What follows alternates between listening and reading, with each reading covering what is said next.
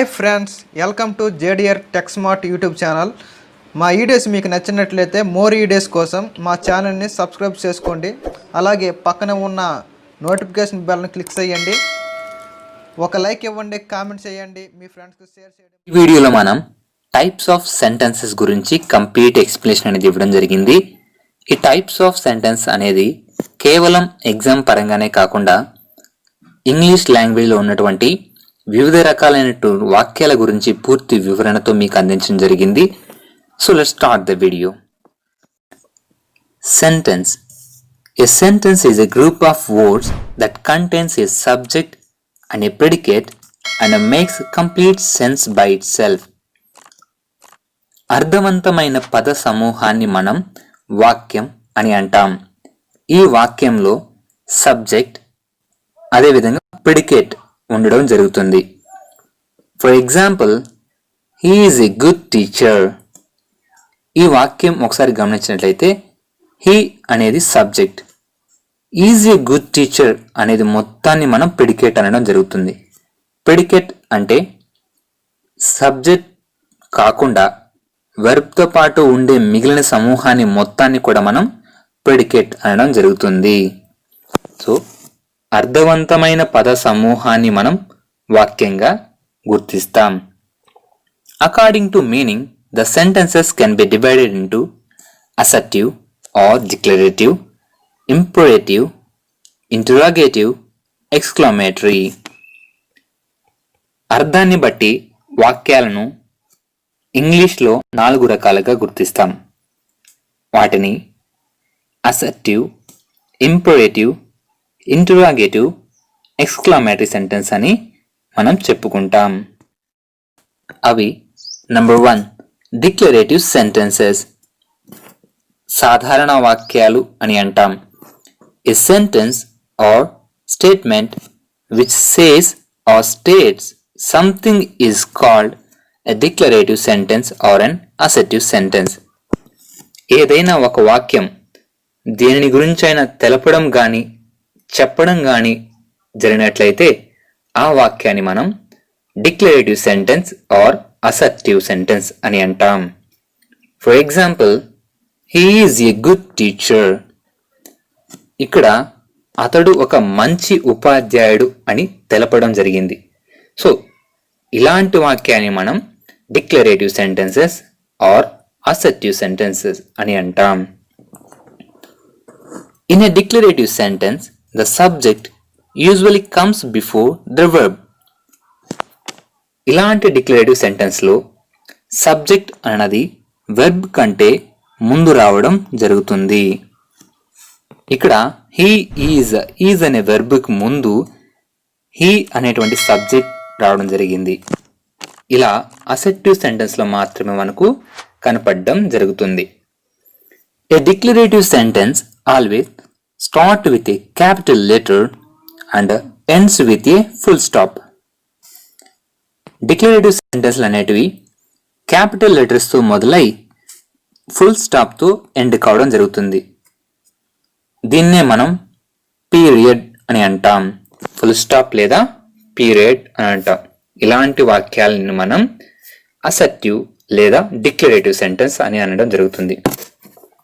And next, interrogative sentences, ప్రశ్నార్థక వాక్యాలు అని అంటాం. A sentence which asks a question is called an interrogative sentence. ఏదైనా ఒక వాక్యం ప్రశ్నించే విధంగా ఉన్నట్లయితే దాన్ని మనం ఇంటరాగేటివ్ సెంటెన్స్ అని అంటాం. Example, what is your name, how are you today. ఇలాంటి వాక్యాన్ని మనం ప్రశ్నార్థక వాక్యాలు ఇంటరాగేటివ్ సెంటెన్స్ అని అంటాం. In an interrogative sentence, the predicate or a part of the predicate always comes before the subject. Interrogative సెంటెన్స్లో మనకు ప్రిడికేట్ అంటే సబ్జెక్ట్ మినహాయించి మిగిలిన భాగాన్ని మనం ప్రిడికేట్ అంటాం.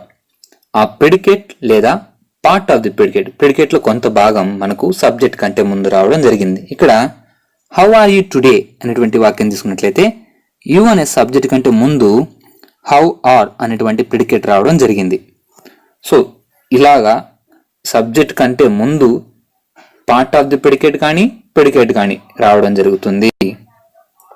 An interrogative sentence usually begins with an asking word with the first letter in capital and always ends with a question mark.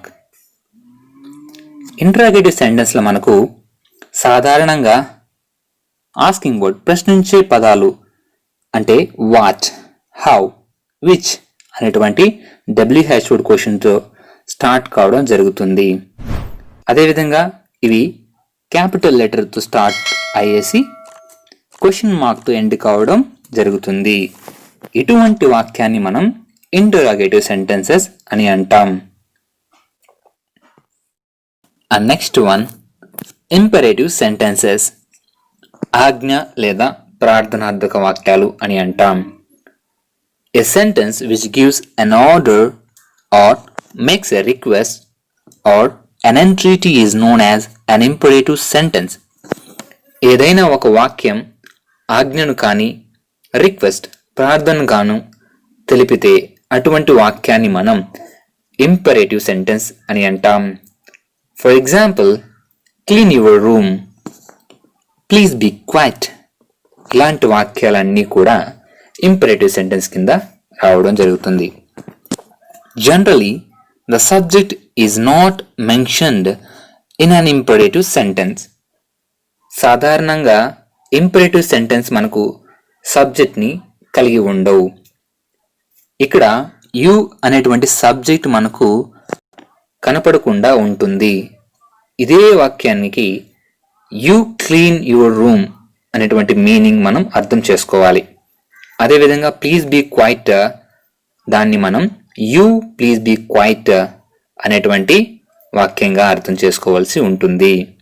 అంటే ఇక్కడ యు అనేది మనకు కనపడకుండా ఉండేటువంటి subject. In an imperative sentence usually begins with a capital letter and ends with an exclamation mark or a full stop. Imperative sentence అనేది మనకు capital లెటర్తో start అయి ఎక్స్క్లమేషన్ మార్క్తో కానీ లేదా ఫుల్ స్టాప్తో కానీ ఎండ్ కావడం జరుగుతుంది. సో ఇలాంటి రకమైన వాక్యాల్ని మనం ఇంపరేటివ్ సెంటెన్స్ అని అంటాం. And next last one exclamatory sentences. ఆశ్చర్యార్థక వాక్యాన్ని మనం ఎక్స్క్లమేటరీ సెంటెన్స్ అని అంటాం. A complete sentence that express a sudden or strong emotion or feeling is known as an exclamatory sentence or an exclamation. ఒక పూర్తి వాక్యం ఆశ్చర్యాన్ని లేదా గాఢ భావాన్ని తెలిపేటువంటి వాక్యాన్ని మనం ఏమంటామంటే ఎక్స్క్లమేటరీ సెంటెన్స్ అని అంటాం.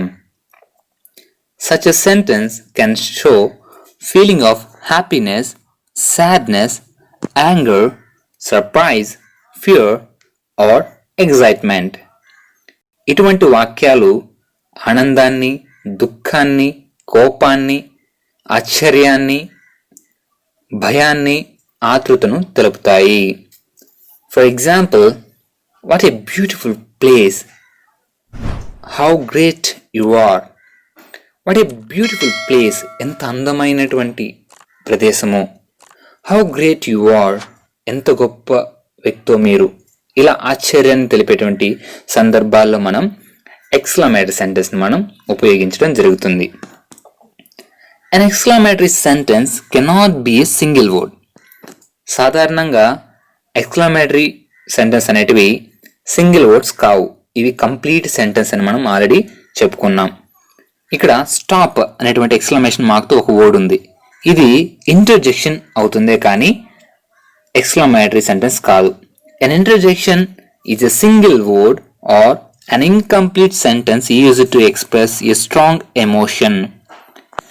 ఒక వాక్యం స్ట్రాంగ్ ఎమోషన్ తెలిపితే దాన్ని మనం ఎక్స్క్లమేషన్ అంటాం లేదా ఎక్స్క్లమేటరీ సెంటెన్స్ అని అంటాం. అలా కాకుండా ఒక పదం లేదా అసంపూర్ణ వాక్యం స్ట్రాంగ్ ఎమోషన్ తెలిపినట్లయితే దాన్ని మనం ఇంటర్జెక్షన్ అని అంటాం. An exclamatory sentence usually begins with word like what and how in a capital and ends with an exclamation mark. సాధారణంగా ఈ ఎక్స్క్లమేటరీ సెంటెన్స్ అనేటివి ఎక్కువ శాతం వాట్, ఔ అనేటువంటి పదాలతో స్టార్ట్ కావడం జరుగుతుంది. అవి కూడా క్యాపిటల్ లెటర్తో స్టార్ట్ అవడం జరుగుతుంది. అండ్ చివరిగా మనకు ఎక్స్క్లమేషన్ మార్క్తో ఎండ్ కావడం జరుగుతుంది. And next negative forms of sentences. 3 of the 4 different kinds of sentences can have a negative form. మనకున్నటువంటి 4 సెంటెన్స్లలో 3 మాత్రమే నెగిటివ్ ఫార్మ్స్ ని ప్రదర్శిస్తాయి. అది ఒకటి declarative sentences, interrogative sentences, imperative sentences. Declarative sentence కి మనకు he is a good teacher అనేటువంటి positive sentence కి మనం he is not a good teacher అనేటువంటి నెగిటివ్ ఫామ్ ని మనం రాయవచ్చు. అంటే నాట్ పెట్టినట్లయితే మనకు నెగిటివ్ ఫామ్ రావడం జరుగుతుంది. ఇంటరాగేటివ్ సెంటెన్స్ యొక్క negative form how can I explain అనేటువంటి సెంటెన్స్ కి మనకు హౌ కాంట్ ఐ ఎక్స్ప్లెయిన్ అనేటువంటి నెగిటివ్ ఫామ్ అనేది రావడం జరుగుతుంది. ఇంపరేటివ్ సెంటెన్స్ కి ప్లీజ్ బీ క్వైట్ అనేటువంటి పాజిటివ్ ఫామ్ కి ప్లీజ్ డోంట్ బీ క్వైట్ అనేటువంటి నెగిటివ్ ఫామ్ అనేది మనకు ఉండడం జరుగుతుంది. ఈ విధంగా మనకున్నటువంటి 4 సెంటెన్స్ కి 3 సెంటెన్స్ యొక్క నెగిటివ్ ఫార్మ్స్ మనం రాయగలుగుతాం. ఓవరాల్ గా ఈ వీడియోలో మనం సెంటెన్సెస్ వాక్యం అంటే ఏంటో చూద్దాం. A sentence is a group of words that contains a subject and predicate. అర్థవంతమైన పద సమూహాన్ని మనం సెంటెన్స్ వాక్యం అని అంటాం. వాక్యాలు 4 రకాలు. అందులో ఒకటి assertive sentence, a sentence or statement which says or states something. దేనినైనా తెలిపిన లేదా చెప్పిన అటువంటి వాక్యాన్ని మనం assertive sentence లేదా declarative sentence అని అంటాం. And second one, interrogative sentence, a sentence which asks a question. అంటే ప్రశ్నించే వాక్యాన్ని మనం ఏమంటామంటే interrogative sentence అని అంటాం. థర్డ్ వన్ ఏంటంటే imperative sentence, a sentence which gives an order or makes a request or an entreaty. ఏదైనా వాక్యం ఆజ్ఞను గాని ప్రార్థనను గాని తెలిపినట్లయితే అటువంటి వాక్యాన్ని మనం ఇంపరేటివ్ సెంటెన్స్ అని అంటాం. అండ్ లాస్ట్ వన్ ఏంటంటే exclamatory sentence, a complete sentence that express a sudden or strong emotion or feeling. ఆశ్చర్యాన్ని గాని లేదా గాఢ భావాన్ని గాని తెలపడంలో ఉపయోగపడే వాక్యాలన్నీ కూడా మనకు ఎక్స్క్లమేటరీ సెంటెన్స్ అని అంటాం. నెగిటివ్స్ లో మనకు 4 సెంటెన్స్లకి 3 సెంటెన్స్లకి మనకు నెగిటివ్ ఫామ్ ఉంటాయి. అవి డిక్లరేటివ్ కి, ఇంటరాగేటివ్ కి, ఇంపరేటివ్ కి.